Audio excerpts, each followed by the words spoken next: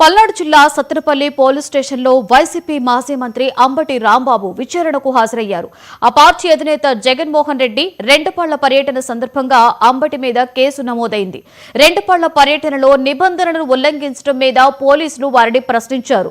కూటమి ప్రభుత్వం మీద ఆగ్రహం వ్యక్తం చేసిన ఆయన తమ మీద కావాలనే అక్రమ కేసులు పెడుతున్నారని వాపోయారు. చంద్రబాబు జగన్ ను ప్రజల్లోకి వెళ్లకుండా అడ్డుకోవాలని చూస్తున్నారని ఆరోపించారు.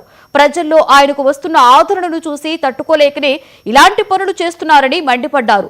తాను 1989 నుండి రాజకీయాలలో ఉన్నానన్న అంబటి ఇలాంటి విచిత్రమైన పరిస్థితి ఎప్పుడూ కూడా చూడలేదని ఎద్దేవా చేశారు. సత్తెనపల్లి అర్బన్ పోలీస్ స్టేషన్లో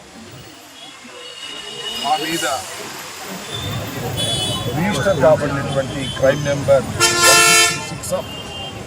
166/25లో మాకు విచారణ నిమిత్తం 35/3 బిఎన్ఎస్ ప్రకారం ఈరోజు పోలీసు వారి ముందు వచ్చి హాజరై వారు అడిగిన ప్రశ్నలకు మాకు తెలిసినంత వరకు సమాధానాలు ఇవ్వడం జరిగింది. ఇది చాలా విచిత్రమైనటువంటి పరిస్థితి. నేను 1989లో రాజకీయాల్లోకి నేను రావడం జరిగింది. అప్పటి నుంచి ఇప్పటి వరకు నేను రాజకీయాలను చాలా సన్నిహితంగా పరిశీలిస్తున్నాను.